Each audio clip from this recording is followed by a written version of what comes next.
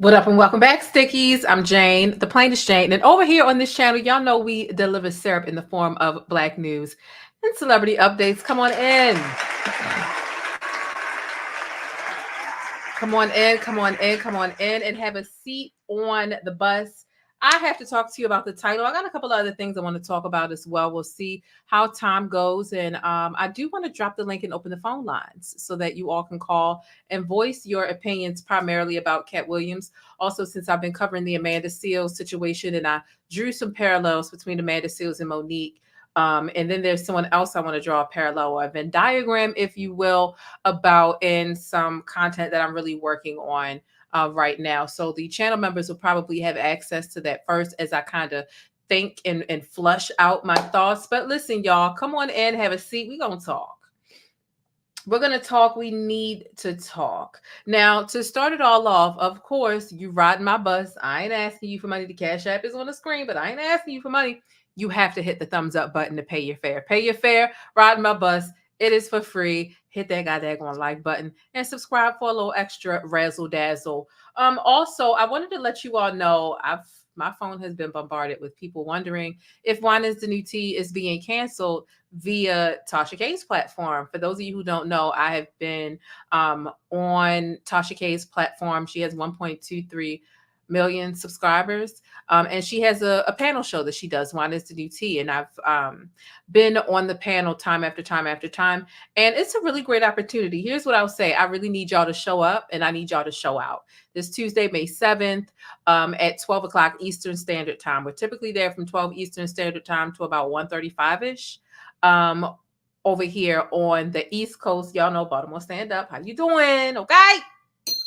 Baltimore Stand Up. So I need y'all to show up and show out for Wine is the New Tea this coming Tuesday at 12 o'clock. I need you to flood that chat with pancakes and let them know how much you love the show. Okay. It's just like any other show. It's just business. If it's beneficial to them, if it helps their bottom line, and they're going to keep it around. And if not, they're going to scrap it. So I need y'all to show up on my behalf and really make sure y'all are in the building for Wine is the New Tea. Also, what are we're talking Katt Williams and a couple of other trending topics this evening. So listen, I didn't want to get the itis and leave y'all's hanging. Okay, so I decided, you know what? I'm only going to eat a little bit of my steak. I had steak for dinner. Okay, I had a little steak, a little bit of mashed potato for dinner, a little piece of green bean, and a little piece of croissant. And it was real good. Okay, tech support had a couple of chicken wings, but I ain't had none of the chicken wings. But listen, come on. And here's what I want to do. I want to take a head count of who, obviously, I want to know if you watched the Katt Williams special. This may be a spoiler for you if you haven't seen it. Katt Williams was on Netflix for a live stand-up comedy special in the Netflix is a Joke campaign, but it's really Netflix is a Joke Fest campaign, but they named it. And he was on there live 10 p.m. Eastern Standard Time. And I want to know if you've seen it, and I want you to leave a 1 in the chat if you thought it was not funny. Put a 1 if you found Katt Williams' performance last night to be not funny, and a 2 if you think it is funny. Okay, come on in as y'all are finding y'all seats. All right, put a 1 in the chat if you've seen Katt Williams' situation last night and it was not funny, and a 2 if you think it absolutely was funny. Okay, we're going to get into some thoughts and whatever you feel. If you're thinking you might want to voice your opinion and call in, you don't have to come on camera to call in, but just get ready. Make sure you got some good internet connection. If you do want to come on camera, get your things, your light and your face and everything together to make sure that you are camera ready, because I will be opening the phone lines. Okay, so let's go ahead and get started. A 1 if you think it wasn't funny, a 2 if you think it was funny. I'm seeing a good amount of 2s, okay, which I can't lie. That's kind of interesting to me. I do have an analysis and a breakdown that I want to do. So here's what we're going to do. I'm going to go ahead and get right into it. I don't even want to waste any more time. I don't need time after time. I don't want to waste any more time. So let's get ready to get into this. I'm going to play the intro. Be sure to like the video as the intro plays. Be sure to drop your pancakes down below. Whether you're a channel member or not, shout out to the people who are channel members. Shout out to my moderators. Shout out to my Discord people. If you have the special emojis, use those. If not, drop some pancakes in the chat. Hit thumbs up. And we're going to be right back. And let's get into Katt Williams and if he's funny when he is trying. Let's chat.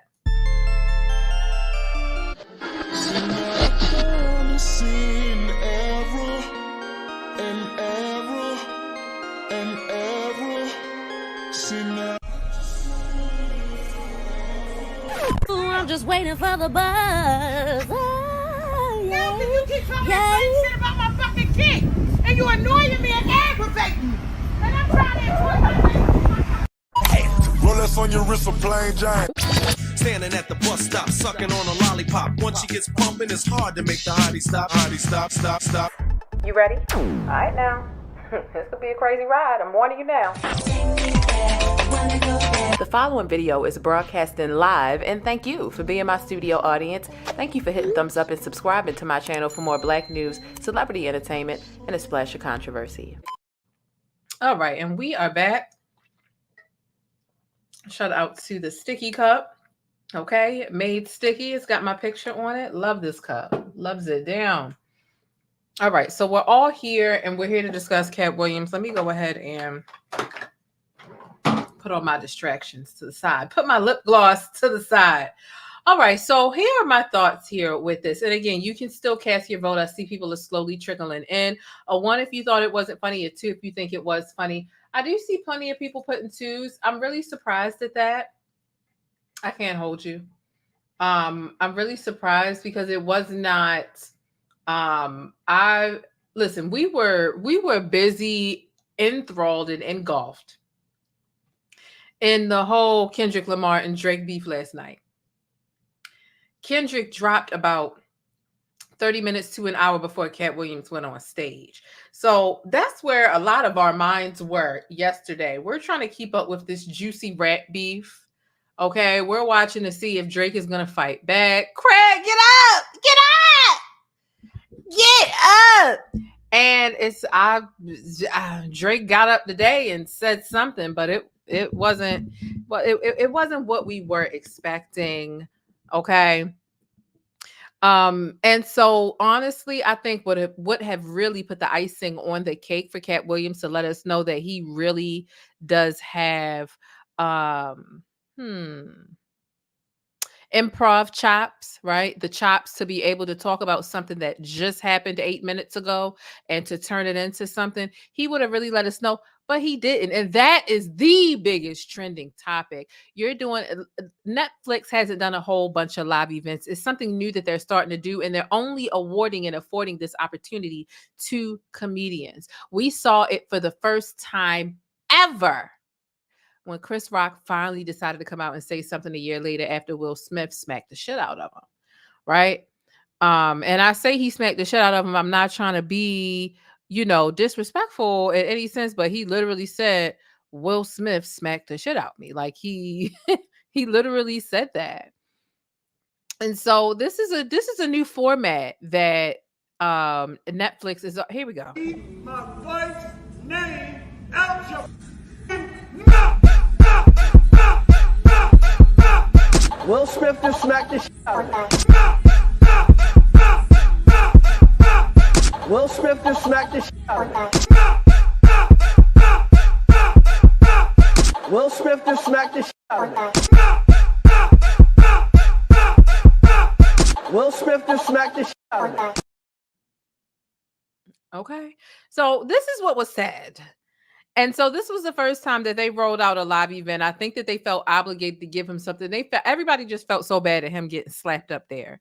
It was just like Flavor of Love when he got stood up at the altar by that white woman. I think her name was Bridget at the end of Strange Love. They were supposed to get married and she left him cold turkey, at the altar by himself. And they felt so bad that they gave him his own show, which was Flavor of Love. That's how we got to know New York, the HBIC and Hottie and Pumpkin and all of that other stuff. I think they felt so bad that they were willing to take a risk on him coming out and ending his silence and finally saying something to address Will Smith. the slap that was heard across the world, they gave him that opportunity as a comedian, and that opened the door for them to do more live events. That was the first live event that Netflix had ever done. Let's just start there. We're gonna lay down some facts to really paint this picture. Okay. And this does fall into the new segment that I have rolled out called Screen Talk. Okay. Because we're talking about something that is on a screen, whether it be the TV screen, your phone, we're streaming everything nowadays. Okay. And so that was that. And so this Katt Williams thing, it fell flat to me. And I love, if you follow me on Twitter and you saw me tweeting through it, that's what you have got. Listen, you get something different when you follow me on Instagram, you get something different when you follow me on Twitter. I use all of my social media as different. Just based on a lot of different stuff. But if you follow me on Twitter, you saw me tweeting through this. And of course, if you're in the Discord, we were talking about it as it was happening in real time. This really fell flat to me.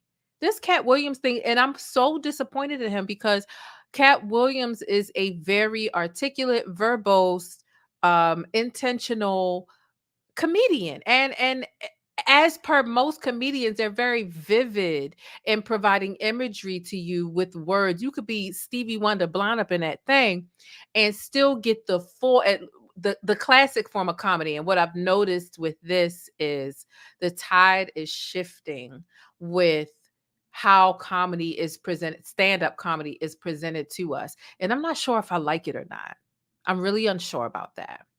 So I'll tell you why I'm unsure if I like it or not. And like I said, after you go ahead and like this video, share this video with somebody. Somebody who you watch the Katt Williams thing, they watch the Katt Williams thing.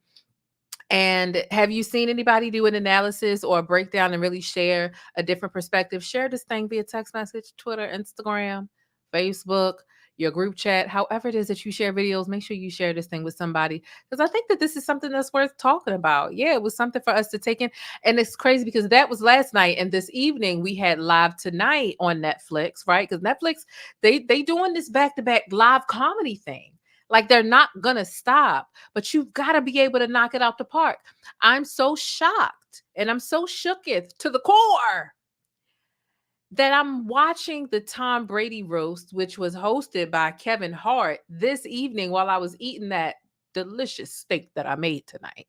Well, I seasoned the steak. Tech support put the steak in the, but that's neither here nor there. I seasoned that steak on both sides, and I had the little cut up pieces of butter, and I stabbed all the holes so that the flavor and the seasoning and the stuff could seep through the middle and it could be seasoned all the way through. But that's a whole nother convo. I should not be laughing at Tom Brady's roast more than I'm laughing at Katt Williams in some sort of comedy special titled Woke Foke. And I mean, I could kind of tell by the title, this is about to be something that I have low-key already heard from Katt before. I heard a third of this material already. Just wasn't with it. Someone said, I love uncensored Twitter, Jane. Yeah, when I'm on Twitter, I do let loose a bit. I do. Those of you who know, if you know, you know. This is why I'm always on the Shade Room and the Neighborhood Talk, and they're screenshotting, or the Balder Alert, and they're screenshotting my tweets and putting them up there for some of the most hilarious tweets of the week. But nonetheless, let me really get into this, because I have some thoughts. And again, I love Katt Williams. This isn't coming from a place of malice, right? This isn't malicious. I'm not trying to hurt him. This is just my feedback based on this. This really fell flat. And I feel like Katt Williams is not funny when he's trying to be funny. He was effortlessly funny when he was up there on Club Shay, because he was talking, he was on his toes. He was talking about like all the things that were really on his mind, unfiltered, right? With a black man, black platform. And also another thing that was really funny and let you know that Katt Williams is with the shits is when he sat there.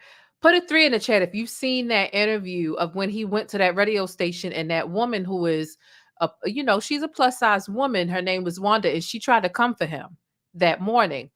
And he had just came there to do promo, and he looked in the camera like, oh, she's starting with me. and he read her down to the ground. Okay, read her down to the burnt her with the crisp, and didn't even call her out her name. And said 19 felonies, no convictions. Stop it. Knock it off. This is the spring collection from next year. What are you talking about? 19 inches, no perm. That's not how that works. You come run one of your gnarled fingers through my hair. No perm. That's not how it goes. He got under that lady's skin so bad. Oh, before I even get into that, he got under that lady's skin so bad. Asked her, do you even cook? You even cook for your kids? Yeah, I cook. He said, what's your favorite dish to cook? She said, I cook a mean broccoli. He said, he looked in the camera like it was The Office. He said, broccoli? You throw it in the pot and you steam it, and that's your signature dish? Man, knock it off. Get out of here. Had her feeling so bad, her husband and her son literally pulled up on Katt Williams later that night and pulled out a bang, bang, pulled out a GUN. And she got fired for that. Okay, so this man is a beast with words when he's just naturally on his toes, because he didn't show up to play them kind of games with her. He showed up to do his promo, to give the interview and go home. But because she felt like she was he said, you big on the radio. If you want all the jewelry that Wanda got on, it's just $12.73. You can go to the Sit Go up the street. I mean, when I tell you he roasted her to a crisp, baby, he roasted her bad. Like, bad. Okay. So I know that he is talented, and I know that he's very witty and quick on his feet. But this seemed very, very overthought to me. I see a lot of people putting threes. It seemed like he thought too much about what he gave Netflix. I'm not sure if he had to like maybe hand all of his jokes in earlier or whatever the case is, and Netflix had to sign off on all of the jokes he's told, but it wasn't his best work by far, right? And of course he spoke about the Shannon Sharpe thing. Okay, he definitely did his thing. That video literally has somewhere between 56 and 57 million views right now. Katt Williams, excuse me. Both Katt Williams and Shannon Sharpe are winning like hell right now. And he brought that up, in a good way, using banter. Okay.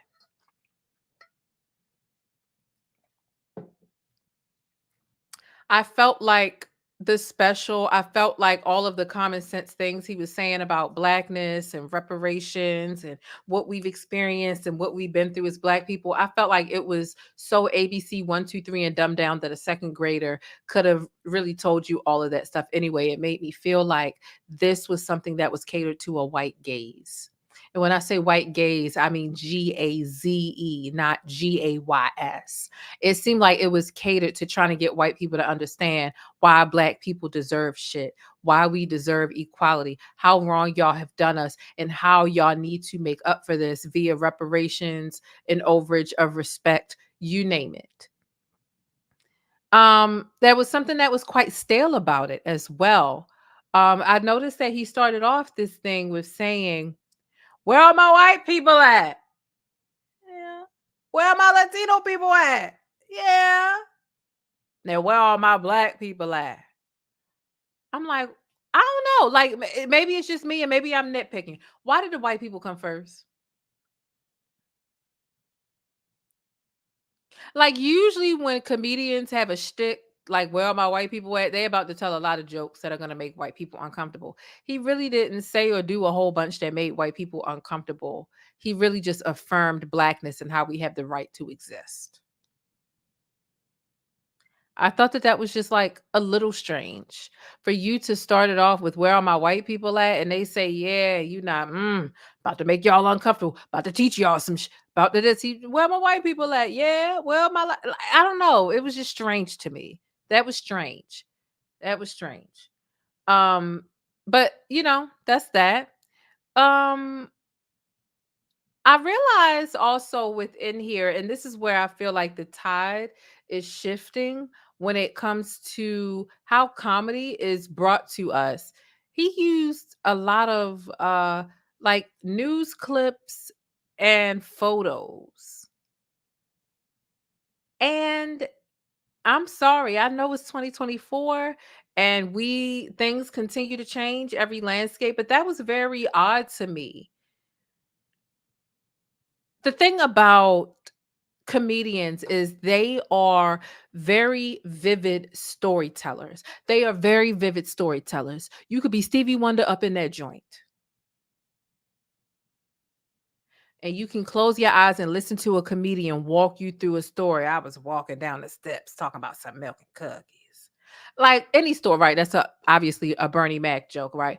But you can close your eyes and listen to a comedian and really imagine what is being said by the comedian. They navigate you through that story using their storyteller. You are supposed to be immaculate at the way you tell a story. And comedy as we know it prior to 2024 has always been based on the comedian driving the jokes, driving the narrative via the jokes with no more than their words, their inflection, and their voice. Now they need to show video clips. I think that that's crazy.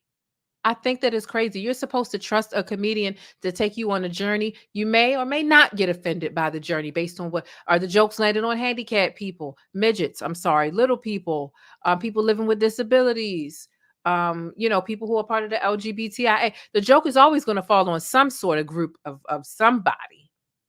But you are supposed to trust that your comedian is able to walk you through things. Comedians having to rely on play this news clip, bring this picture up. Now take that picture down. We ain't got the insurance for that.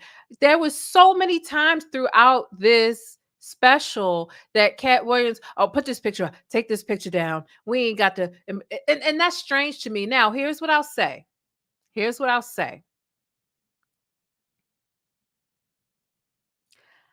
Y'all know, obviously, I've been on Tasha K's channel, right? For Wine is the New Tea. Time after time after time. And I also went to her show. And I seen Tasha do the same thing. Here's the excuse for Tasha. Tasha is a content creator. And as content creators, instead of us just providing commentary, we like to provide a little additional context because content creators are not respected in the ways in which comedians are respected.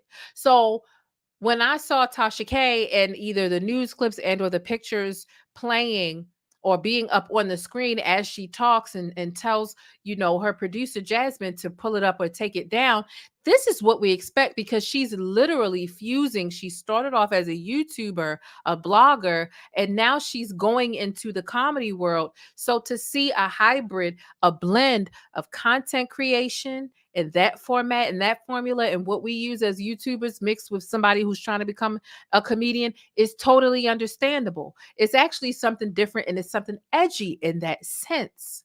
But for seasoned comedians who come after, Richard Pryor and Red Fox and, and the Bernie Macs and everybody else from the Kings of Comedy and the Queens of Comedy, let's give them love too.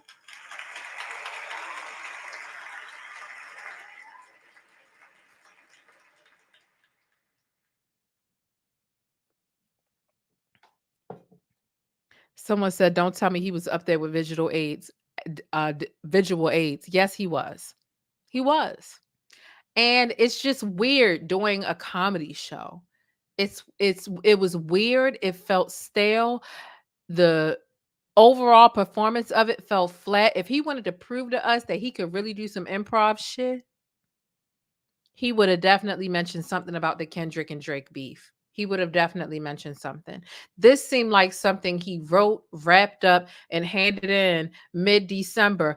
All the things that he was speaking about, like the references, like, let me see, what did he use?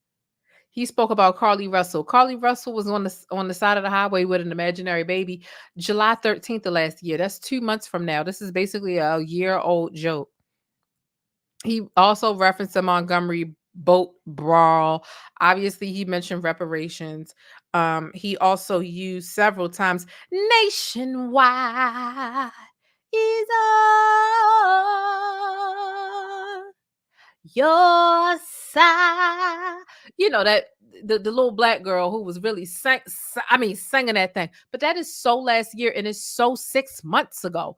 There is nothing recent even about. At the very least, if he was going to use references and visual aids, he could have very much used something that was popping within the last month or two.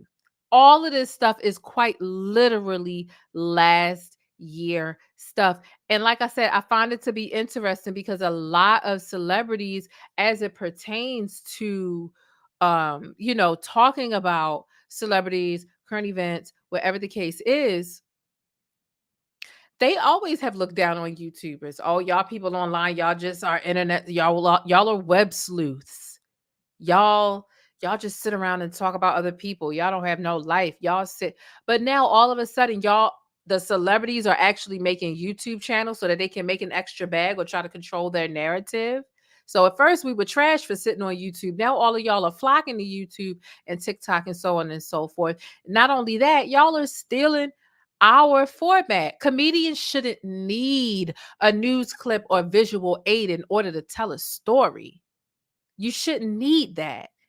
We've always trusted that y'all are going to drive this locomotive, that I don't have to open my eyes and listen to or look at a news clip. I can just listen to you make fun of the new age, present day epidemics and patterns that are going on with people in general. Hello.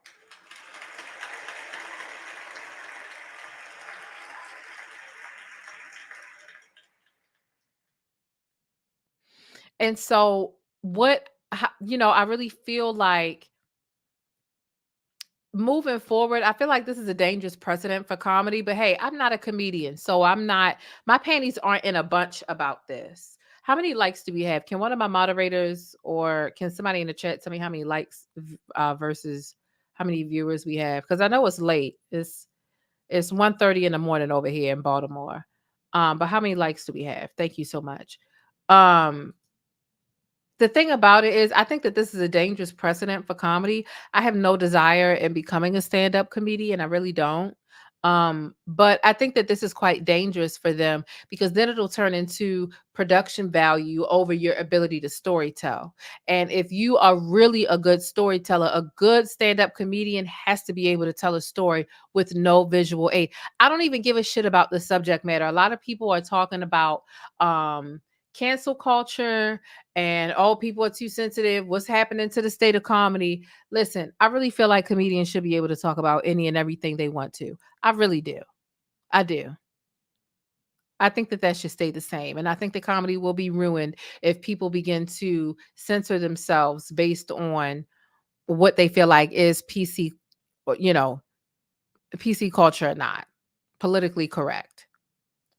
But I think that introducing the thought and the pattern of comedians are going to need to have a producer on the side who is showing news clips and photos on some YouTuber shit on stage. I think that that's dangerous and it's ridiculous.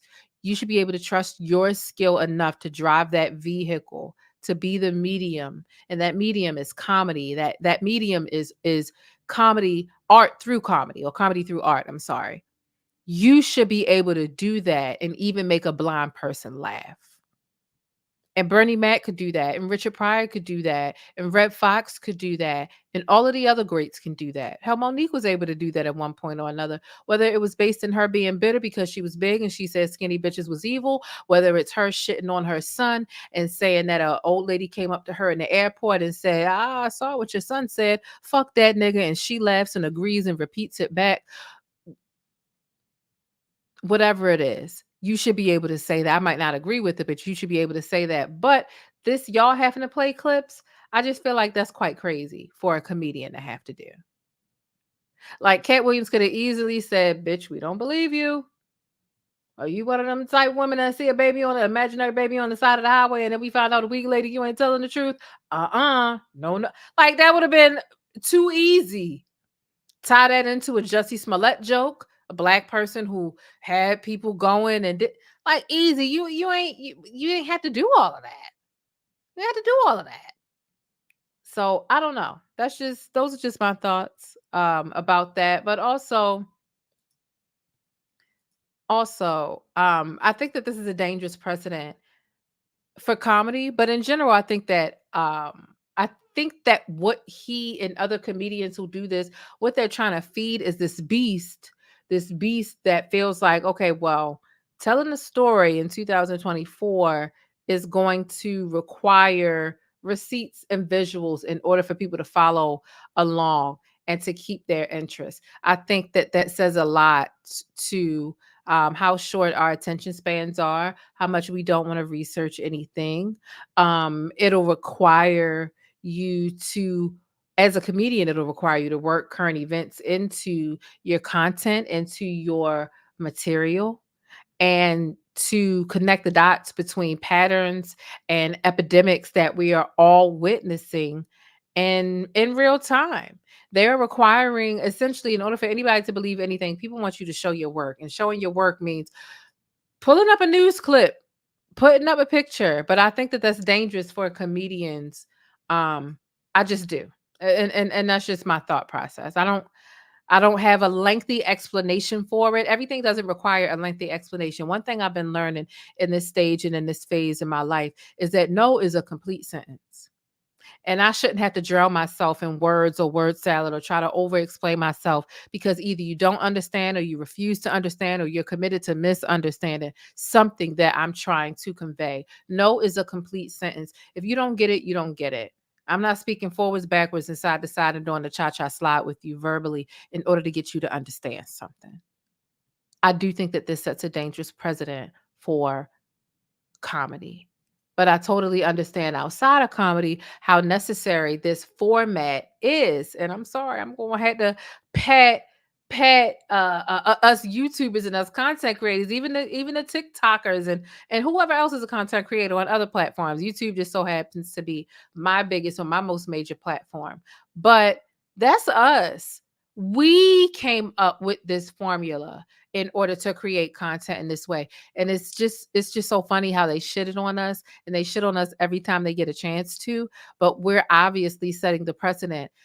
When did TMZ report Kevin Samuels' death? Oh, 2.5, almost 3 days after YouTube made all the noise about it and confirmed it. And they saw all these Black YouTubers were getting all these views about it. And TMZ decided, let me put out the story about how Kevin Samuels is dead. We really be creating the trends. We are the trends. We are the market. So they can talk about us all they want. They steal our trends. They steal our stories. They steal our formulas. They steal our formats. That's just how it goes as a content creator. Unfortunately, we have to accept it. We have to accept it, but, you know, people want to see someone hold enough. And this is the reason why I feel like if he had said anything about Kendrick or Drake last night, because I wasted my time watching Katt Williams last night. I was so underwhelmed. I was extremely underwhelmed. And Katt Williams is really good in his acting bag, but this just wasn't it. I really feel like he overthought it. It seemed like it was catered to the white gaze. And I do think in general, the reason why he and other comedians are trying to work media and like sound effects and things like that into their stand-up set is because people want to see someone hold enough to bet or to predict or to break things down based on current events that we're all watching play out in real time. Thanks to the accessibility of social media and the internet, people want to see, what do you predict? It would have been so bold. It would have been extremely bold for Katt Williams to come into the special last night. Because again, when Katt Williams came on at 10 o'clock, Kendrick's latest diss had just came out somewhere 30 minutes to an hour before that. We all going up and we all in a frenzy about that. Hell, before I went live with this, Drake came out with another that. Like, it's a lot going on. So we was putting real shit on hold to go watch Katt.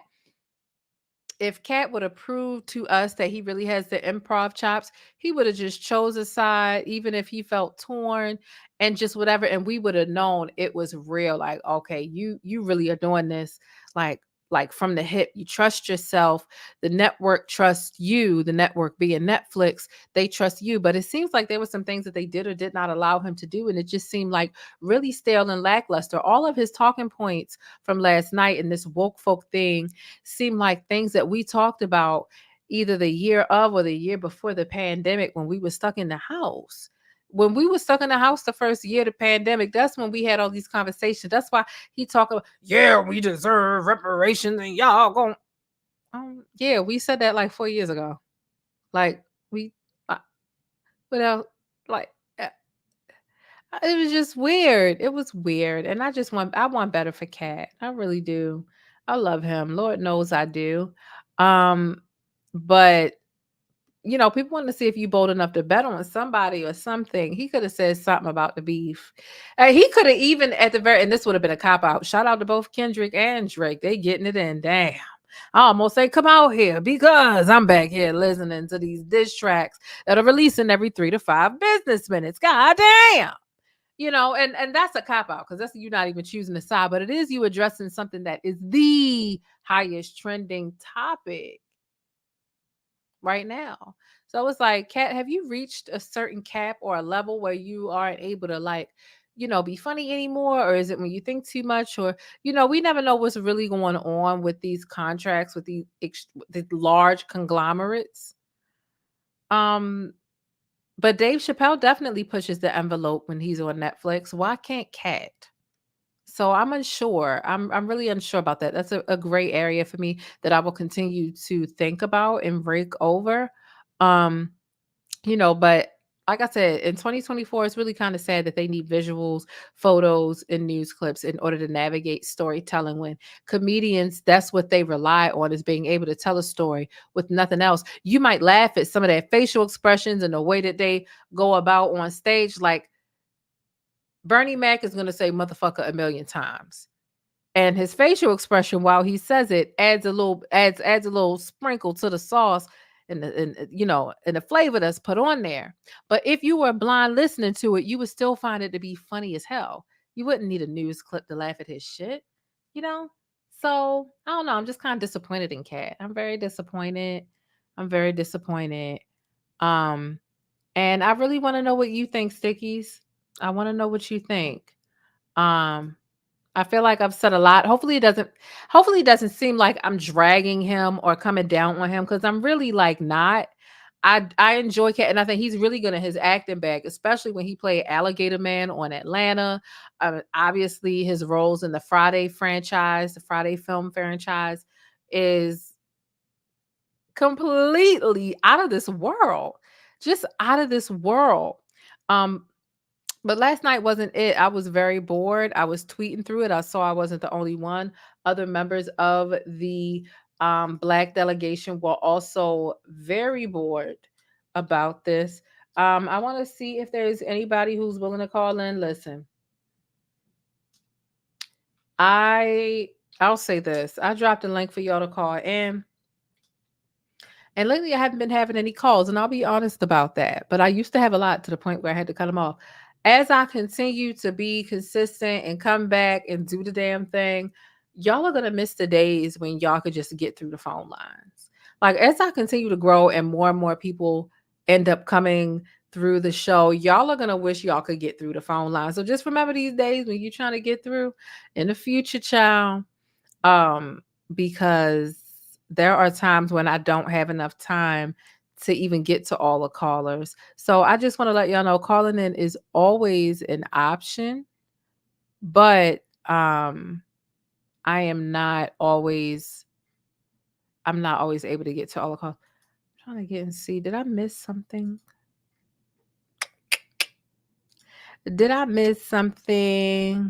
You like my voice? It turn you on? Didn't even realize he had a special. Yeah. Katt isn't funny. Oh no. Child. I don't know. Those are my thoughts. I didn't want to do too much. It can be easy for me to do a bit much when I have an extensive knowledge of somebody, because it can come across like I'm being overly critical, but it's just that I'm taking every single detail and thing that I've found into effect. So we've got a caller back here. Let's go ahead and get to it. Y'all drop y'all pancakes so we can welcome our caller in. Hey, thanks for letting me keep you connected and in the know with what's happening in the Black world. Don't forget to smash on that like button for support and for more Black news.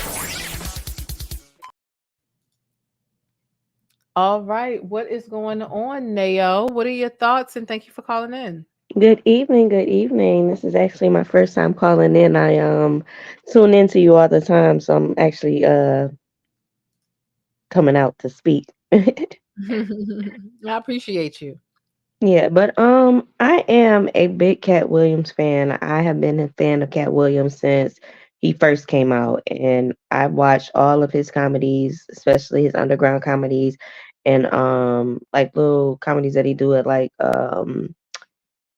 different like nightclubs that they show or whatever. But when I say a lot of his material has been reused, a lot of it was reused, like verbatim. And I was very disappointed because I was really excited. I just knew Katt was gonna blow the house down, but I was just really disappointed. Yeah, I felt like I'd heard it before. He had done another one. I think it was World War III. I think he did World War III last year. I can't remember what network or streaming platform or whatever it was, but it was World War III that he did last year. And like I said, I wanted to say I heard half of it, but I said, okay, let me bring it down. I said that I've at least heard a third. I've at least heard a third of what he's saying. I've heard it in his other stand-up, and it was so lackluster to me. And so for him to, this is the reason why I say he's not funny when he tries, because he was clearly just sitting down having a regular conversation with Shannon, and that just went whatever. And here's the main highlight that really did it for me. He said, you have an unnatural allegiance to losers, and I don't like that for you. Like, Hmm. damn, like that is some funny shit, but he was just being honest. Like he was just being honest. I'm like, the man is naturally funny. That's why I feel like he thought about it too much. And anybody can do this. Tiger Woods can do this. Michael Jordan could do this. LeBron could do this. Steph Curry could do this. Tom Brady could do this. Lamar Jackson could do this.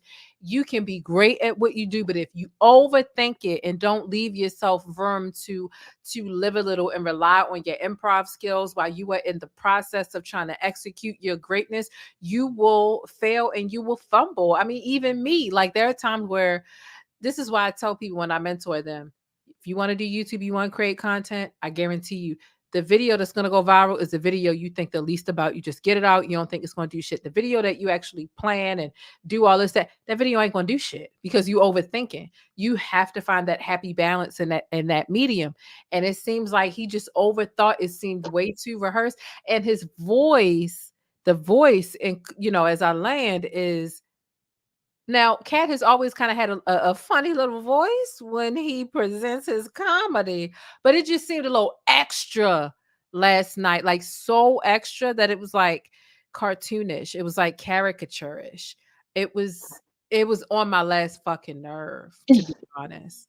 It just But I was really hoping more for Katt. Like, uh, I don't know. It's just the fact that a lot, like when I say at least 75% of what he used was old material. mhm.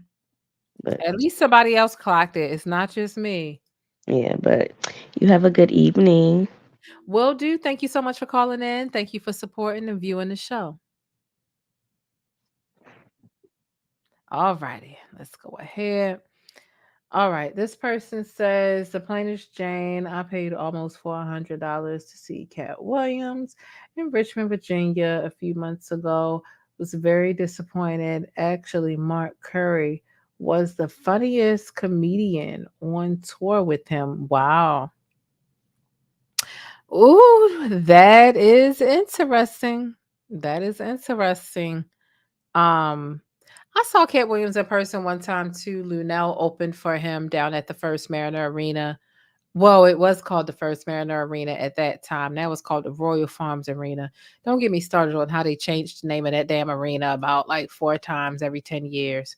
But yeah, it look, people who are funny, I don't know. I don't know. I can't wait for Katt to get back into his acting bag, and I wouldn't mind seeing him do some more stand-up comedy, where he's more so in his element, and really allowing himself to actually have fun. Didn't seem like he was having fun. It seemed like he clocked in, he punched the clock, he reached all the you know how when you clock in and you punch a clock, there are certain things that you just have to do every time. If you have a job that's not like comedy or art, you clock in and there are just certain things you have to do. It just seemed like he clocked in, he punched the clock, he hit all the buttons, and he went. Didn't really seem like he was exercising his own autonomy with being able to really let loose the way he typically would. So, but those are my thoughts about it. Stickies, whether you're on the bus watching live right now, or whether you're chasing the bus watching the replay, let's keep the conversation going down below in the chat.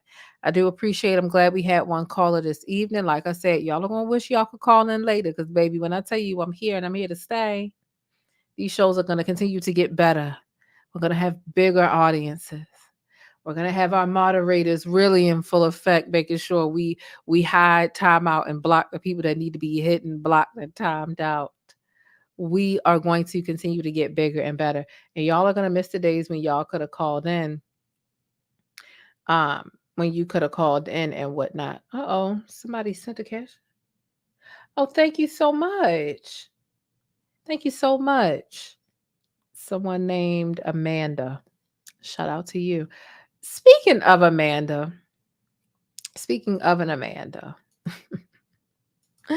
let me go ahead and get into this. I want to know if you all enjoyed my Amanda content, number one, because I did talk about Amanda in the other in the last video, but then I was also able to clip it into a separate video. And a lot of you all have been very responsive to this. Okay.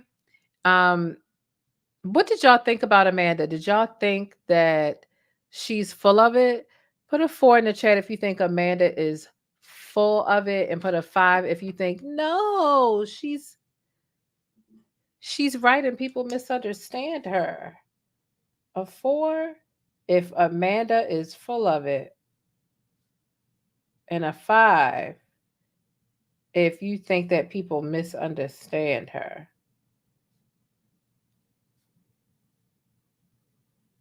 A 4 if you think that Amanda is full of it, and a 5 if you think that people misunderstand her. Okay. What are your thoughts about this? I want to know. Turn to on. I like to know. I want to know. Oh, not the hella 4s. Oh, y'all are sick of her shit. Okay. Oh, it was 5. Now it's 4. Oh, the people are changing. It's changing up on the people. Yeah. Oh, the people are changing up. Amanda, baby, the comments are not on your side. What do you have to say? What do you have to say, Mandy Mand? Mandy Mand, what do you have to say? What's going on, Amanda? Okay, so let me go ahead and show y'all this. I came across this video today.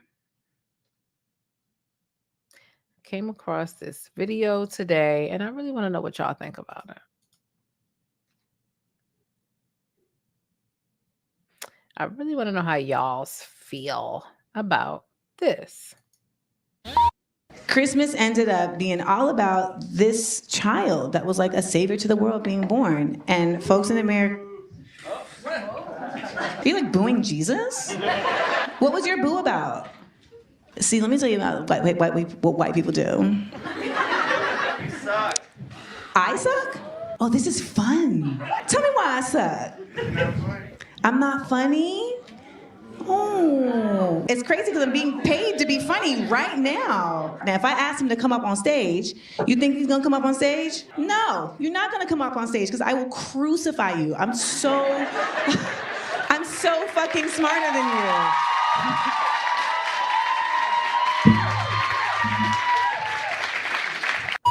Rolex on your wrist, a plain Jane.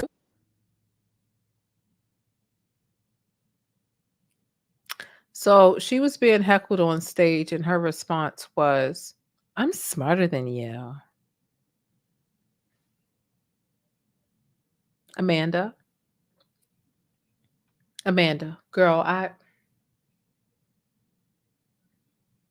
you smart.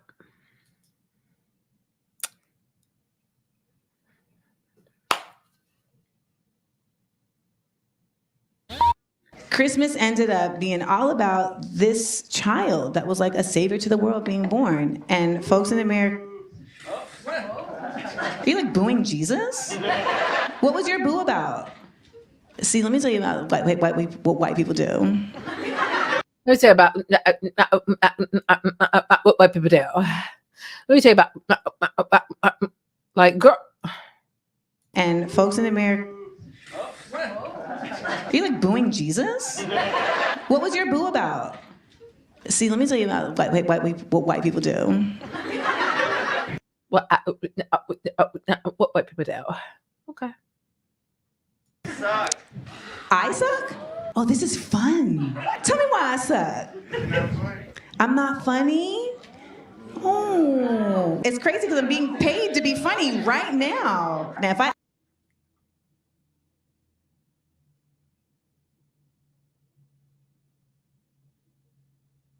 I'm not funny. It's funny because I'm being paid. Like that's not witty. That's not a comeback. A third grader could come up with that. If imagine this, the whole third grade body of an elementary school, one third grader is lucky enough to be able to read the announcements for the entire week. Some people in the third grade body are upset and jealous of that. And some third grader walks up to the third grader who was given the announcements that week because they've been awarded that opportunity. They're like, "You think you're good at talking, but you're not good at talking." Well, it's funny because I'm talking every morning. And it's me talking. Like, what is that? Like, what is that? Like, it's child, like, I'm being, yeah, you can be getting paid to be funny, but are you funny in the way that people are laughing at or with you? Which one is it, Amanda? This is some lackluster shit. And then you ended off by saying, "I'm smarter than you." How do you fucking know he's heckling you? Have you really sat side to side with him and taken some tests to really understand if you are truly more intelligent than this person or not? Or do you feel like you are extremely special based on your IQ or whatever test or whatever exposure or whatever, however you've lived your life, you think you're the smartest person in every fucking room and then wondering why you're the most disliked person in every fucking room? Number one, you shouldn't be in a perfect world, in a realistic world, you should never be the smartest person in every room because there is something that you are missing out on. If every room you are in, you are on top of, but that is a conundrum in and of itself. If you're the smartest person in every room, and then per you're also the most disliked person in every room, and you're trying to figure out what you are doing wrong, are you truly the smartest person in the room? Are you really working that room in a way that makes the most sense to you and your livelihood and your soul, and what makes you truly uncomfortable at night, and what you cry about when the lights are out and no one's around? How are you the smartest yet most disliked person in every room for the entirety of your life? That makes no sense. But that is your flex in any given scenario. Anytime you're losing a battle and people are holding you accountable and or being critical of you and your existence and what you do and the problematic shit that you bring to every atmosphere that you graze, is I'm smarter than you. How do you really fucking know? And then you go cry for 3 hours and whine for 3 hours straight on Shannon, Sharpe, and other people's platform about how disliked you are. You are not the smartest person that exists. You're not. But here's what I'll say about that, though. If you truly feel like you are a genius, and I'm not denying that Amanda's smart, I do feel like she's very academically decorated. She's very decorated, and she is smart, but she lacks in some areas, as kind of everybody does.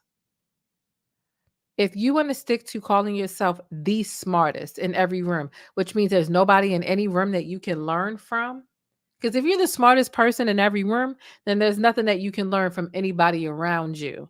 Then you're already at the cap. You know how they always say there's always room for improvement? If you're the smartest person in every room, then you're not leaving any room for yourself to grow. And you already feel like you're above or you're better than everybody in that room. And you might be better or more knowledgeable about a single topic in that room than other people. But I guarantee you there are other topics that those people have more knowledge than you of. It's a yin yang type thing.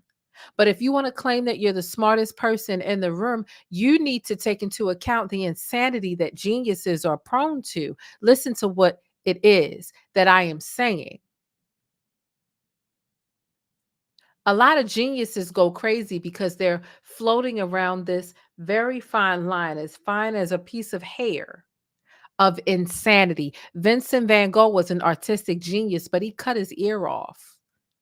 Kanye West, musical genius per himself and others, crazy. So a true genius really has to do a lot of extra work to make sure that their mental health is okay. And you take that word and you take it lightly and you want to wear the cloak and you want the clout associated with being the smartest person in the room or being a quote unquote genius in the field that you are so entitled to invites to different places. But are you really taking care of your mental health, acting too broke to get a clinical diagnosis for autism? You got enough money, you got access to a psychiatrist, but you don't want to do what needs to be done. You don't want to utilize your insurance in such a way to get a clinical diagnosis for your autism. What does your treatment look like? If you self-diagnosed yourself, then you self-prescribed yourself either medications or practices to help ease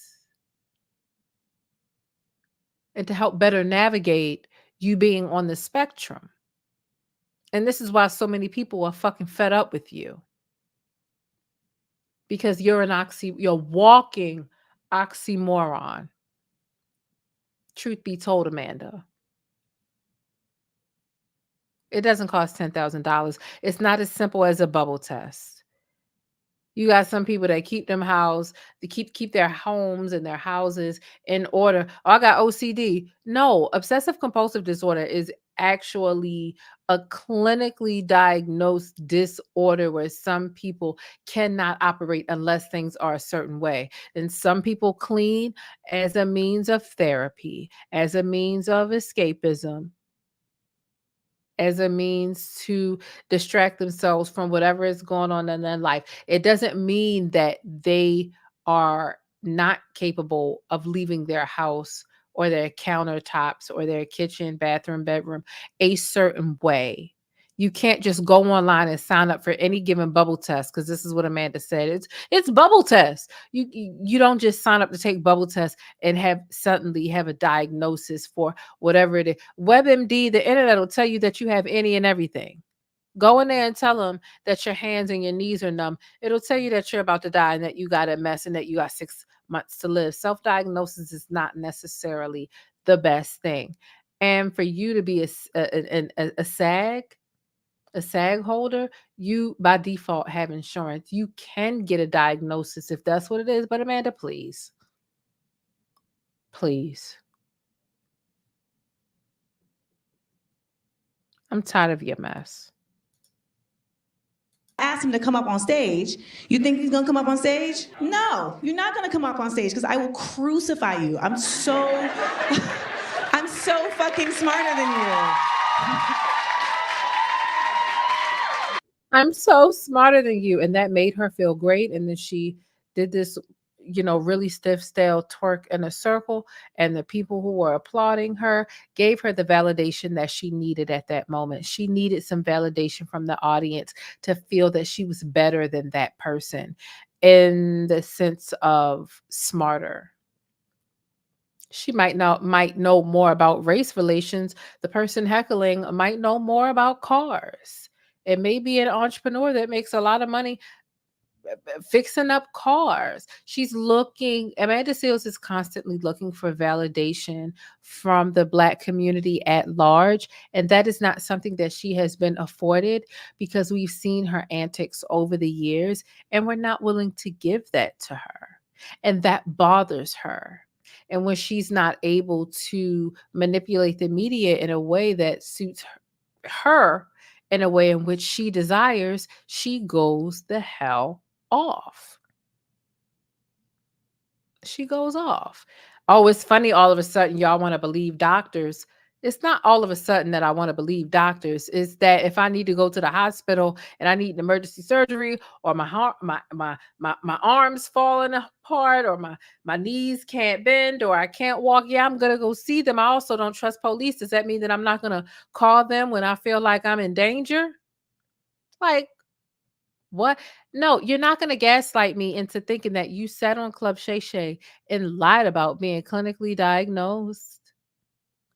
And then when people hold your feet to the fire, oh, now all of a sudden y'all want to believe in doctors and not me? No, we've been kind of like low-key, like not believing in you, but this kind of just signed, sealed, delivered, I'm yours.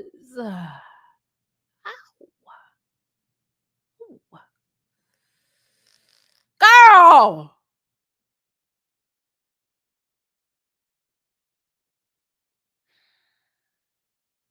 Don't make no damn sense. Don't make no sense at all. I'm tired of Amanda. But hey. Rolex on your wrist, a plain Jane. Okay, and also her mother didn't do a lot of correcting her when she was a young child. So there's a lot to be, and she shared this herself in the Club Shay interview. And so I think that this kind of falls into why she is so problematic, so to speak. But that's that. Let's see. Is there something else? Is there something else that we're going to talk about? Oh, we had a caller backstage and they freaking left. That sucks. We did have another call. I did see that there was somebody else who called backstage. So let's see if there's somebody else who has something to say about Katt Williams. Oh, we will drop the link so that y'all can call in, because there was another person who called in, and I swear I was like, okay, let me go in and answer this. But I got so caught up in saying what I needed to say. Okay, so I just dropped the link again. If you want to call in, make sure you do. This is the last time I'll drop the link. I won't be dropping it again. So listen, hit the thumbs up button if you haven't already. Drop some pancakes down below if you haven't already. And of course, use your special emojis if you are a channel member. We'll be right back. You are locked in with the Plainest Jane. The Plainest Jane. This is one of my favorite comments here. She says, I loves me some black, and she said, loves me some black news. She says, is it just me, or does anyone else get tired of seeing people that don't look like them delivering info about them day in and day out?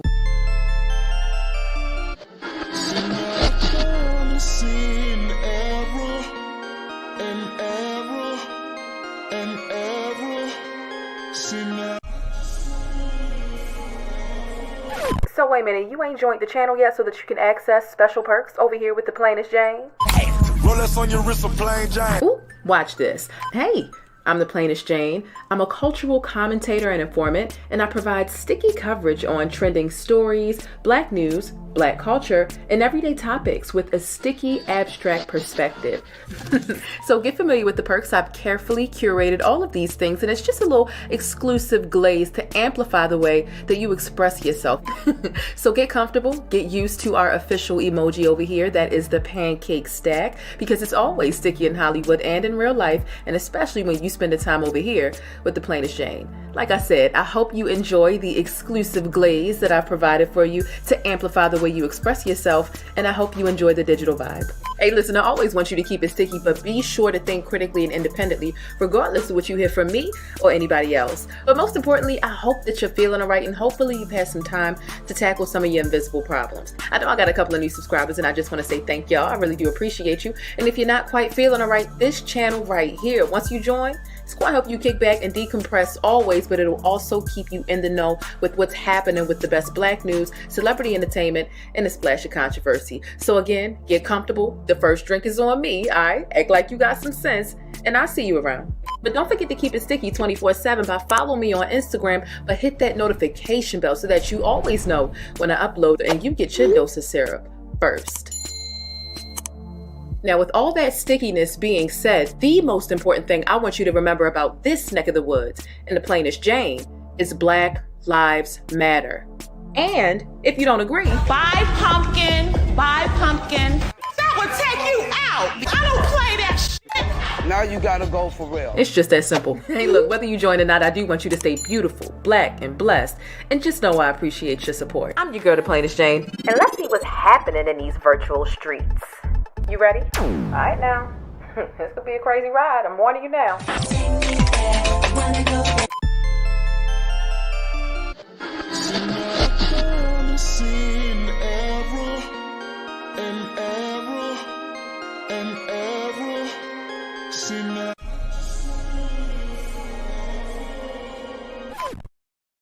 And we're back. Okay. What up and welcome back, Stickies. Thank you all so much for being here.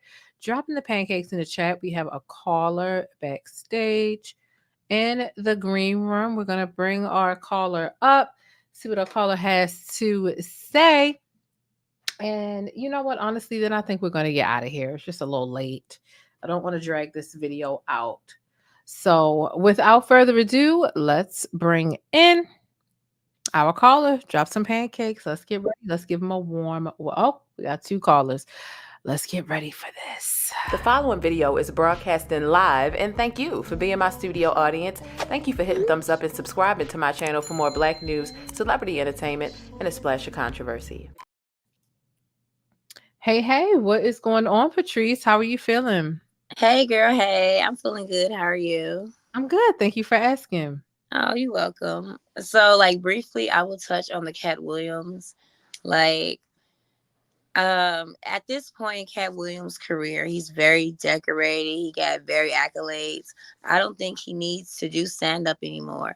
I think he did do that stand-up special to get the audience from Club Shay, and like his like name is really hot, and he like chased that, and he like got that, you know, and all those audience members came over there. They didn't know they was going to hear recycled jokes. Me kind of personally, I kind of knew that because like he's been in the media so much, he hasn't had time to like sit and write and develop new stuff. He's been given that like a lot of that like recycled jokes energy in his stand-up. I will say his Atlanta performance was outstanding, and he should go into acting now. He should really transition the same way like Bernie Mac, and later in his career, rest in peace, he started doing Ocean's 11 and like movies. Katt Williams at that like age and stage where he can like give us scripted material and he can still perform for us. So that's all I wanted to like say on that. But then quickly, I did want to like briefly like touch on Amanda Seales, but it's kind of like I love like Amanda Seales. Like I've been following her since she was like Amanda Diva. But I will say, Amanda does this thing where she kind of reminds me of like first generational college students, where they go to like the Howards or the Hamptons. They come back with all this knowledge and they can relate to their peers and they can't read the room. When they get intimidated, they condescend people. and that's why I'm smarter than I so. And I really understand that Amanda, she's always like freedom fighter, all this stuff, but sometimes you can be a martyr and things. But it's like, baby, you don't even got to do that. But you, it's just you already know. So that's all I'm gonna say about that. You know what? Yeah, that's a good point. I never thought about it like that, but that makes sense. Mm-hmm. The first generation person, they go and they get all this knowledge and they come Yep. back and they can't read the room. They can't, and I be like, bless their hearts, because they don't mean no harm. They just don't know. I've actually, only reason why I know it so truly, because I used to be that way. I used to be that way. So I'm like, ew, that's what it's giving. Ooh, yeah. And it's still hard for me to go into some rooms because I get the Amanda Seals treatment. I do. And then in my defense, I'd be like, da da da. And when I saw that in her, I'm like, that's what it is. Yep. Absolutely. Yep. Yeah, that's a good point. That is definitely something to ponder on. I just feel like in general, Amanda is entitled. I just Yeah. feel Yep. Yep. she's very entitled. Even the way she scrunched her face up when the man booed her, it's like she couldn't believe, like, I'm being booed. Like, yes, Mm-hmm. you're being booed. Like, you aren't. You just. She's more smart than she is funny. Yeah, So exactly. it's Yep. kind of like Katt Williams when he tries. He's funnier when he's not trying. Yep. So it's like she got viewed and she made this face where she was trying to compute, like, not me, as if she can't be booed. And one of my main points about it is like, listen, Amanda, for you to benefit from colorism and texturism, and for people to be so sick of your shit that you're not even able to get over in that way, you have really pissed people off. Colorism is a real thing. You don't get a choice as to whether you are a beneficiary to colorism or not. Either you pass the paper brown test or you don't. Mm-hmm. And Mm-hmm. if you're the color of the paper bag or lighter, then you're going to be a recipient of Mm-hmm. colorism. And Mm-hmm. you might find it to be disgusting. I find it to be disgusting. Mm-hmm. But you got to be honest about when It is. It when is. you But here's the benefit. thing. And it's gonna sound crazy coming from a dark skinned like woman. I don't feel like Amanda Seals colorism works in her advantage because she's so like Angela Davis and so like that. They don't like colorism is don't like they don't even see her as being her color because she's so like that. And that sounds so crazy to say, but that's like I mean, I think that she would still be awarded. I Look, colorism is a thing that is extremely subconscious when it works into whether people are utilizing that as a factor as to whether they're going to accept somebody or their thoughts and what they're saying. Like, it is extremely you can't say, well, I'm using colorism to judge this person and this is my lens. It's a mm-hmm, default thing. And the fact mm-hmm, that she is a person of a lighter complexion, and the fact mm-hmm, that she is very educated on race mm-hmm, relations, and she brings this shit up, and being a fair skinned person with a loose hair texture, mm-hmm. and you still can't even get it off, it means people are really sick and tired of your shit, because Yeah, there are yeah, so many dummies who, uneducated dummies who have the same skin complexion as her, if not a lighter skin complexion than her, the same hair texture as her, and they get away with getting off they little mess, and yeah, they're not educated. It's just that they're not educated, but they aren't as problematic as she is. So the yeah. fact that she benefits from colorism and texturism, it doesn't matter how disgusting those things are, and people shouldn't be treating you different based on Mm-hmm, your skin tone or your curl pattern. But the fact that mm-hmm, those things work in her favor and people still en masse mm-hmm. see her bullshit for what it is, that says a lot. Her bullshit is very Yeah, loud. It's very loud in my opinion. yeah, For real. Like, it yeah. just is. But like, here's the thing: Amanda told us she was better in small doses. That's her little gag, small doses. She should have went on a better platform, either be it a Tamron Hall, maybe a Drew Barrymore, maybe a Jennifer Hudson. She Club Shay Shay. She wanted that audience. She wanted that platform. It was like you talking to Uncle and he trying to barbecue. He was trying to hear you. He couldn't understand a little bit. I think that she strategically chose Shannon Sharpe's platform because she felt like it was a platform she could manipulate it. You go on to Tamron Hall, you expect a little bit of pushback. You go on to Jennifer Hudson, you expect a little bit of pushback.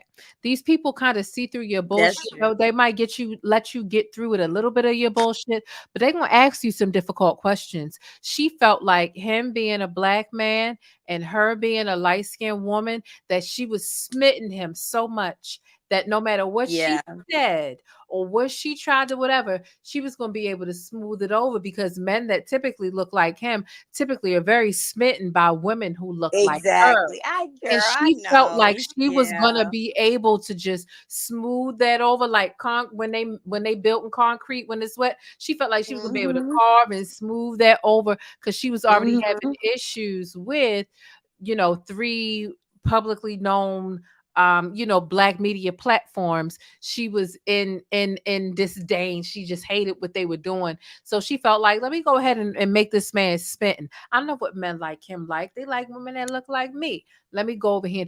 And she went over there, and honestly, I can say Shannon had a bias.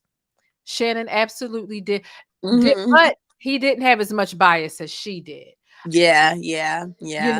Yep. She's trying to explain racism, and he's like, was it racism though, or was it just the fact that you were a child trying to correct an adult? And Mhm. it's like, Mhm. I kind of saw both sides, but I felt like he was also looking for a way to say, Amanda, was that racist, or are you just playing victim for everything? I felt like both of Yep. them played Yep. their cards wrong, but if there was somebody who played their cards more wrong than the other, it was definitely her. It was Yep. definitely her. Yep. Yep. Absolutely. Oh, lovely. It's been great talking to you. Yeah. Lovely conversation. Yes, absolutely. I appreciate you calling in. Thank you for watching. Hopefully you subscribed and you shared the video, Yes, you I know, will. with a couple of people. And I look forward to talking to you in the future. All right, girl. Good night. All right. Have a good night. All right. We got another caller coming in. Shout out to Anastasia Hinton. What's going on? What are your thoughts? Hey, what's up? What's up, Jane? How you doing? I'm good. Thank you for asking.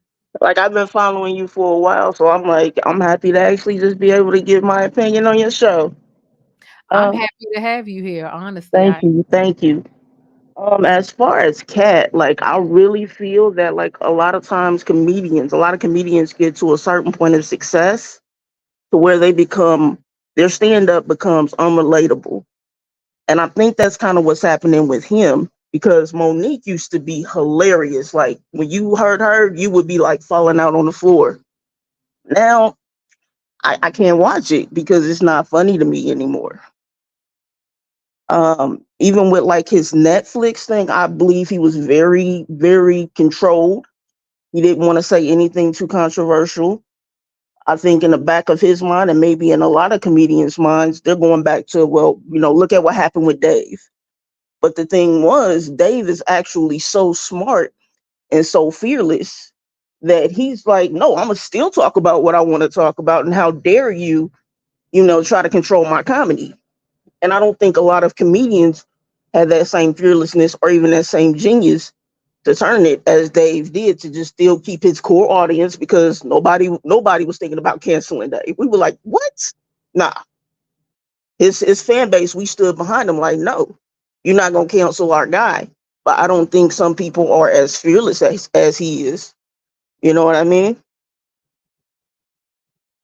So I really think that was the thing with Cat. I'm not gonna say anything too controversial. I'm not gonna say anything that can quote unquote get me canceled, though he said he doesn't care. Of course he does. Everybody, it's the big thing now. Everybody cares.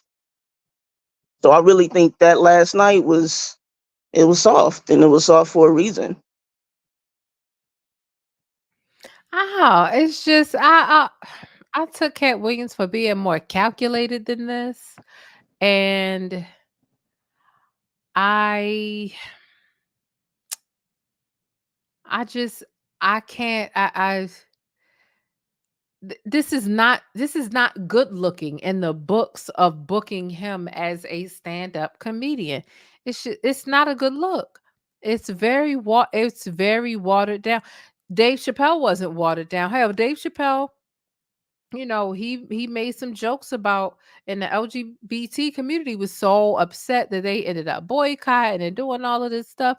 He still stuck to what he felt like true comedy was, despite how cancel culture tried to come for him. Is Katt Williams afraid of cancel culture? I think he is. That's what I mean. There's no other reason because I've seen I I can't I saw it and I thought I was gonna have a good time last night, and I sat really literally just sat there like, well, all right. I had a couple laughs here and there, but nothing like what I expected Cat to be. I really think he held back. It's that Netflix check. I really think there was some strings attached to it. Like you can't talk about this. You can't talk. I almost feel like somebody told him there's some stuff he can't talk about, or he can't be too out there. Do you understand what I'm saying? Because it was really, it was Cat light. You know what I mean? That wasn't what I was expecting. Uh, it makes me wonder. Like I said, all the clips and the photos, and I'm not sure what this is why I'm like, listen, let him get back in his acting bag, because the role he played as Alligator Man in Atlanta was really Yeah. good. Oh, that was so. As an actor, he's hilarious. He won an Emmy for it. You know what I'm saying? Like he's freaking hilarious as an actor. But maybe and I mean that should probably be his next step. Just be like, hey, I'm stepping away from here and I'm gonna go ahead and do this. Maybe a show might be the best thing for him to get a scripted show and to go forward doing it that way. But last night really wasn't it at all. At all. At all. I mean, I was so distracted looking the other way. I'm able to see this is how I'm truly distracted, when I'm trying to tweet through something while I'm watching it. I go back and I read the tweets, and this error is all up and through my tweets because I'm busy looking at the thing, and I'm not looking. I'm looking and I'm proofreading as I go, and I look back and I'm like, dang, I ain't make no. I'm just like, oh, this Katt Williams thing I'm watching is pretty mid. I'm watching other people and it was so mid that I was able to actually tweet throughout the whole thing, and I'm like, Katt Williams, I love you, but we losing interest. Is you want to say something about K. Dot and Drake? Like, Yeah, I think I'm really gonna say this. live. It I was think live an hour after we had got a brand new disc from Kendrick. It's no reason why he wouldn't think to capitalize. Him or his team wouldn't think to capitalize off of at least just mentioning it. Choosing a side may be too much for some people, but even though it's, people just at least to mention it. Woo, these Drake and Kendrick going at it, ain't they? I mean, he could have mentioned anything recent. This was a special where if you had told me he did this and it was pre-recorded from November, the day after Thanksgiving, I would have believed you, because there was nothing that he spoke about in this stand-up that was relevant to anything that has happened after Thanksgiving of last year. Nothing. Yeah, I mean, I really think the best comedians are the ones that don't care, that don't have anything to lose, because they will say whatever and they're gonna give it to you raw. And I think that's really kind of where he's losing it a little bit, in my opinion. Because that last night again, I could have kept that one. Everybody could have kept that. That was it. When I'm laughing more, and I'm not even looking at the roast. It's just that tech support was sitting next to me looking at the roast. I'm just like, when that's funnier. Kevin Hart was hosting the roast of Tom Brady on Netflix live this evening, and when that's funnier than a Katt Williams stand up, I'm concerned. Like they are all coming together to roast Tom Brady, who is a white football player for the Patriots, and then I think he retired from the Bucks. Yeah, from them. Yeah, I get lost, child. I get the I can't do football. I can't remember. So yeah, when the roast of Tom Brady is funnier than Katt Williams stand up, baby, we got Houston, we got a problem.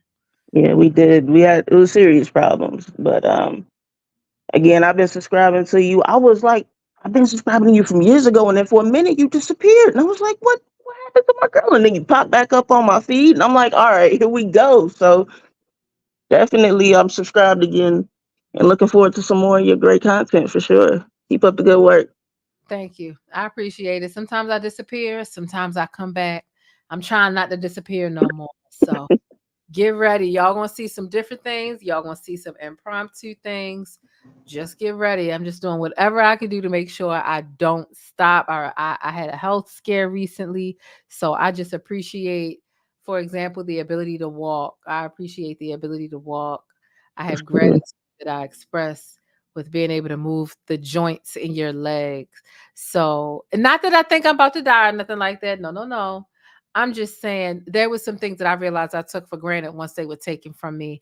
The week before last, I couldn't walk. I wasn't able to walk. And I'm like, damn, I never spent time to be like, I'm grateful that I can walk. Now I realize you got to be grateful for everything. The ability to chew, the ability to walk, the ability to talk, the ability to anything. So I'm back and I'm living life like each day is my last. For real, for real. So All right, well, definitely look forward to watching again some more of your content because I love your way of thinking on things and your way of looking at things. So I'll definitely subscribe and hopefully get a chance to talk to you again here soon. absolutely. Thank you so much. I hope you have a good week full of productivity. You do the same. Bye. Bye. All right. All right. All right. All right. Ooh. All right, you guys. Listen, this has been a great show. There are some other things that I want to talk about, but I don't want to water down the show with energy that isn't anywhere near the energy that I started the show with. Let me see. Here's what I will say. Um, Here is what I will say. If y'all are on Twitter, y'all be seeing what's going on, right? You may or may not know. Do y'all know who Lunel is? Do y'all know who Lunel is?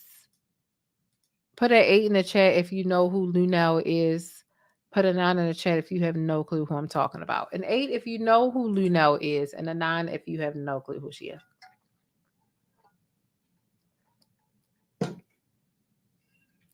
Eight if you know who she is, 9 if you have no clue. Okay, so it seems like so I see one person doesn't know. Okay, well, if you don't know who Lunel is, this is who she is right here. She's a comedian. She's been in some movies. Baby, her nudes leaked on the timeline the other day. And when I tell you, I was shooketh at seeing her coochie pink and her booty hole brown. Girl, I said, what the hell? What the hell? I said, sweet baby Jesus and the grown one too. Lunel's nudes are on my timeline and I am on your ass. What the hell is going on? What's really happening here? She got a damn OnlyFans. She was up there playing in the bathtub, bending over, baby. We got the forecast for yesterday, today, tomorrow, next year, all things, all the way up until the next eclipse. We got the forecast because baby, she mooned us. Yes, she absolutely. Ooh, she mooned. I know Dr. Umar Johnson would like that. Don't you think he would? I think he would like it. Education, special education, psychiatric medication, juvenile incarceration, emotional frustration, and premature extermination. Okay. Baby, them nudes leaked and it was it. I kind of want to give y'all a couple of these extra stories so I can start fresh tomorrow. I guess I will. I do have some other stories I want to give y'all. I want to get into Tyrese, Keith Lee, and DJ Vlad. Those are just 3 topics. I should be able to do that in 30 minutes, right? Okay.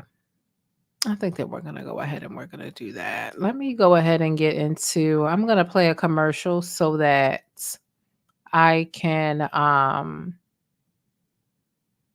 going to play a commercial so I can get into these other topics. DJ Vlad is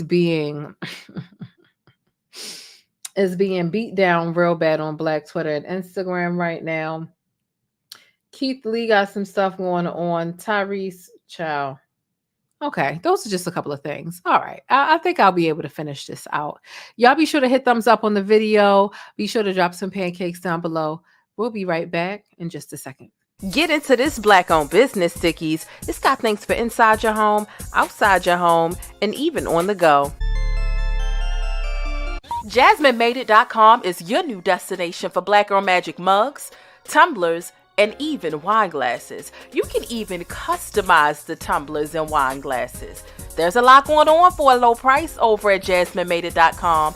And if you've been serious about wanting to support more Black-owned businesses, here's your chance. Let JasmineMadeIt.com handle all your problems for family and friends. You ever had a friend over and they just wasn't catching the hint or paying the rent? Y'all asses all get to stepping. Yeah, tell them to get to stepping with this nostalgic Martin-themed doormat and shop over a dozen different doormat designs over on JasmineMadeIt.com. All right, Stickies, you know what time it is. It's time to put your money where your mouth is and shop Black today.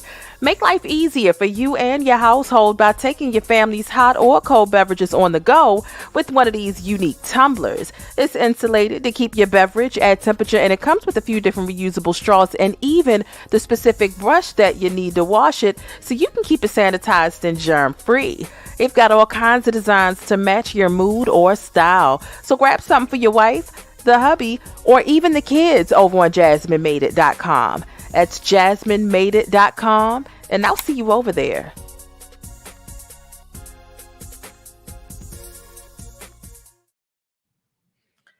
All right, so we are back. Let's go ahead and get into, and shout out to everybody that called in. How about that?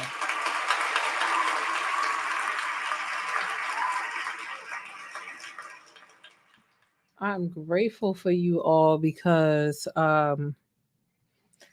child, without y'all calling in, well, you know what? I really do appreciate the phone calls. Okay. So let's get into, I want to go ahead and start into the DJ Vlad situation, right? So I want to get into DJ Vlad and why he and Johnny Blaze are beefing right now. Okay. Johnny Blaze and DJ Vlad, and we know DJ Vlad is all types of a culture vulture, right? All types of a culture vulture. Now he blocked me. I can actually show y'all how he blocked me on Twitter. I'll go ahead and bring that up. Oh, what did Drake Bell do? Drake Bell. Jesus. Oh, Lord have mercy.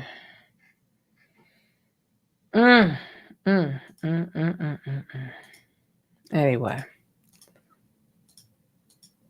let me go ahead and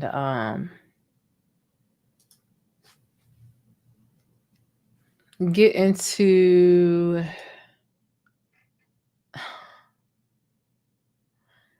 Vlad. Vlad actually blocked me a while ago. So I'm not surprised at anything that Vlad says or does. But I'm gonna go ahead and show y'all the fact that he blocked me.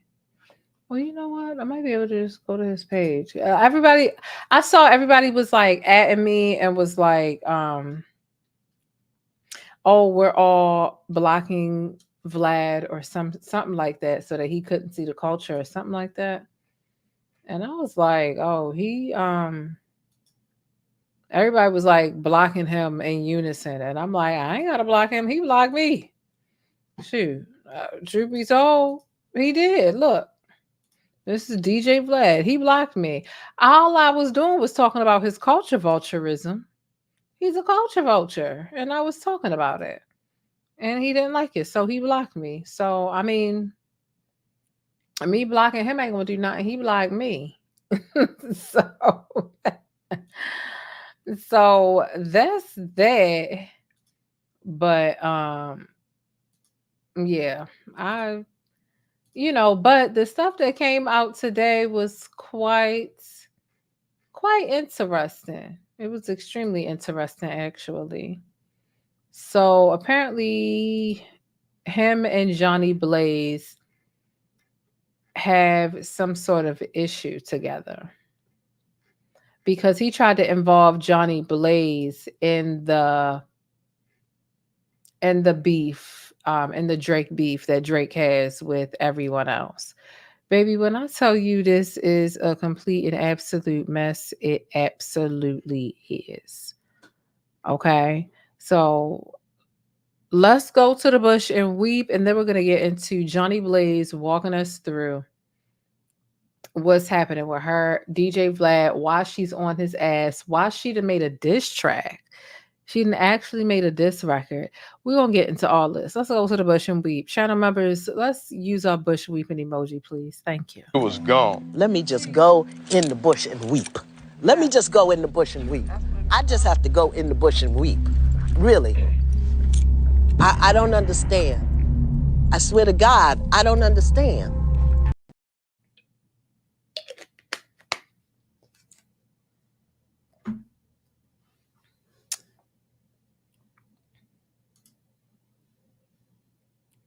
So let's go ahead and go. I'm going to make this larger on the screen.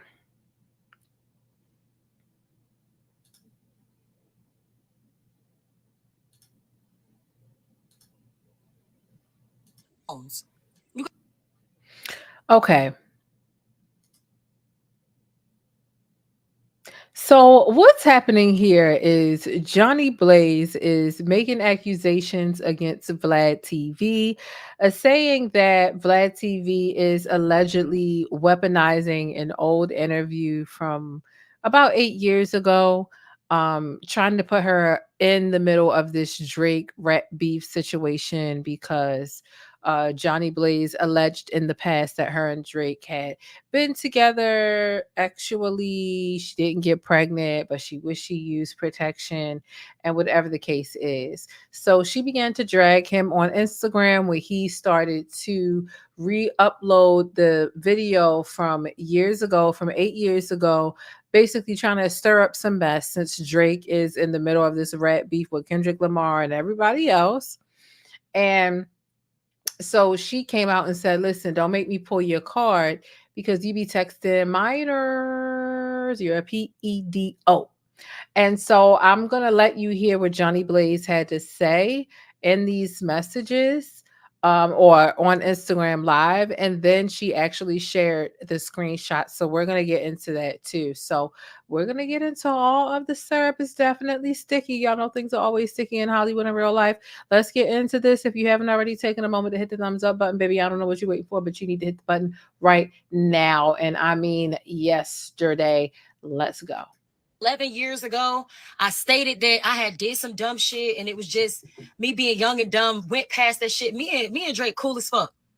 I'm telling you right now, you casket back ass bitch, lowercase D-shape, BBL, little black sheep ass bitch, always motherfucking trying to take the black culture. And I guess you got a little motherfucking tan when you was trying to fucking text that 15-year-old girl. I got the DM, and you know, one thing about me, I always keep screenshots. I'm telling you now, if I post these motherfucking text messages, if you texting this damn 15-year-old girl, I'm telling you right now, I'm gonna shut your whole shit down. I'm gonna pay somebody to get your page taken down, and I'm gonna violate the fuck out of you because I don't even talk like this. I've been out the loop. I don't fuck with nobody. I'm not the fucking one. I'm not the 1, the 2, or 3, but bitch, I'll be all 3 plus motherfucking -0 for your bitch ass. For you to motherfucking just post that motherfucking thing just because you want some relevancy, because it was, oh, okay, I did it. It was back then. It's stupid. It's dumb. But me and this nigga is cool as shit. Don't place me in no motherfucking beef, bro. Don't place me in no shit because you gonna look dumb. I'm about to post these motherfucking text messages with you and this 15-year-old bitch. Play everybody else. Play literally with them kids before you fucking play with me, bitch. I'm telling you right now. I'm telling you, I'm the one. I'm the one. I'm not playing with your bitch ass. Keep fucking playing with me, and I promise you I'm going to post the motherfucking text messages, and you have 3 phones. You got 3 phones, and you have a burner. You have a burner, too. It's on an app called Burner. Please don't make me fuck your shit up. It take $500, which ain't shit to me, to get your whole page taken down. And my Haitian people, you won't get that shit back.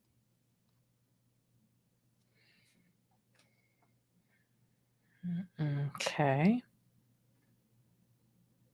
Okay. So that is that part. Hold on. 11 years ago, I stated that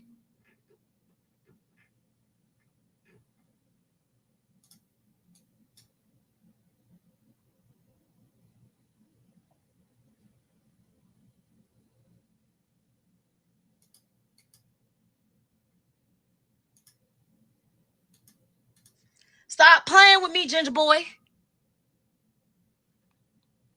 You up here texting a 15-year-old on a motherfucking burner. Stop playing with me like that, bitch. I'm not playing with you. I will get your ass beat the fuck up. I'm not playing. And I said it out my mouth. I will get you beat up. I will get you beat the fuck up. You want some fucking clickbait, so you gonna bring up an 11-year-old interview. I'm not even beefing with this nigga. I don't have no problems with him. Clearly you seen the picture. I'm cool with the nigga. Take me out your motherfucking chat, bitch. I don't give a fuck. I got money for that motherfucking lawsuit too, bitch. I'm not playing with you. Fuck I look like. You doing weird ass, pussy ass shit. Bitch, you the one with the motherfucking BBL butthole, bitch. All that motherfucking dick you take in your motherfucking ears, nose, and motherfucking mouth and motherfucking ass, bitch. I'm gonna call you casket back, bitch. I'm not playing with you. What Tia Kim said? I'm not playing with you, bitch. I'm not playing with you. I'm not playing with your culture vulture ginger. You built like this, bitch. You see this? That's what you... Stop playing with me, ginger boy.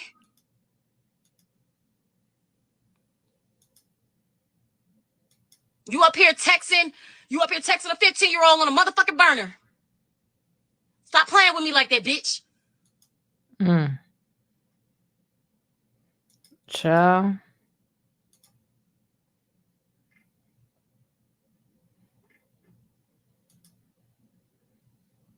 Well, this is what he looks like. This is what Vlad looks like.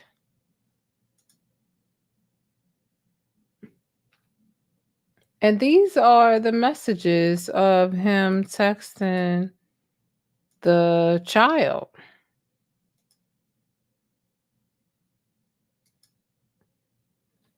So let's go ahead and see what this is.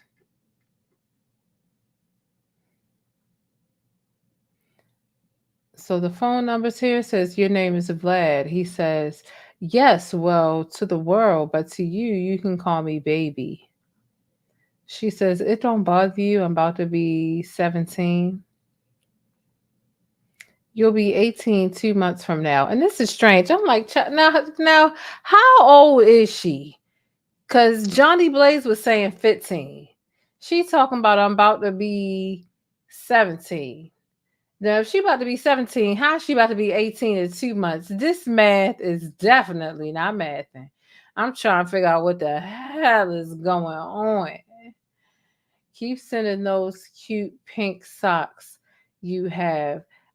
Them cute pink socks you got on and shirt. It's adorable. Well, you're almost grown, so sexy. So, like, what's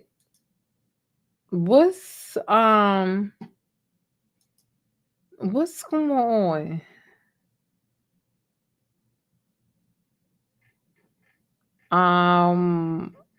What's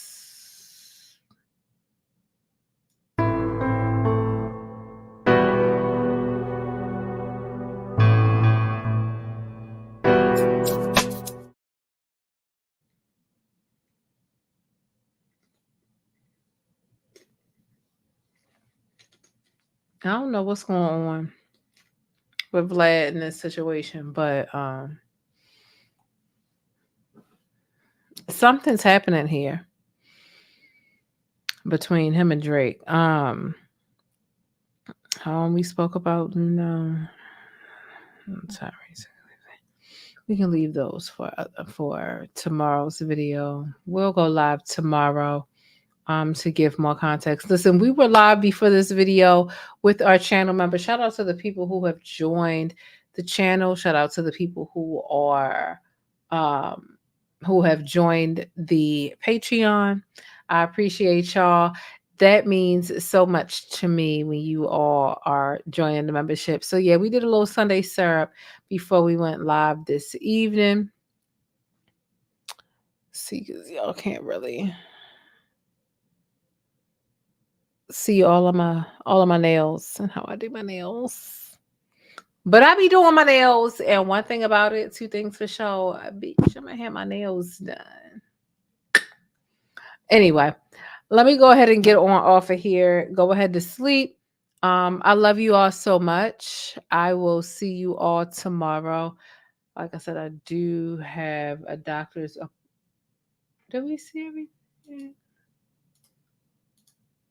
Wait, did we see everything from the Johnny Believe?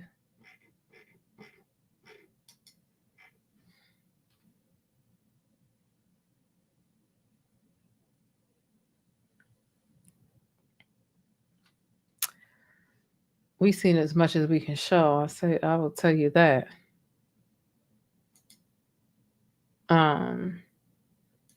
But nonetheless, I love you all so much. I'm going to go ahead and get out of here. It is literally 2:45 over here in Baltimore. I love you all so much. And I'll see y'all tomorrow. We are back. Y'all's support, y'all's viewership, y'all's everything means so much to me. So I'm just going to go ahead and I'm just going to exit off of that. Go ahead and find my Exodus clip. Listen, thank y'all so much for checking in. Thank y'all for supporting the backup channel. I will be on the backup channel this week at least 2 times. Thanks for everybody who has joined the channel, my Discord people, my moderators, my day one subscribers and supporters. Y'all mean the absolute most to me. Y'all make sure y'all stay beautiful, black, and blessed. And listen, as long as you are better than the person that you were yesterday, you are doing the damn thing. I love you all so much, and I'll see y'all in the next video. Deuces. But that's it. If you want to catch more of my commentary on Black culture or vital and trending information, be sure to subscribe by hitting that little circle in the middle of the screen, or I'll catch you in one of these rectangles to the right in another video. I'll see you there.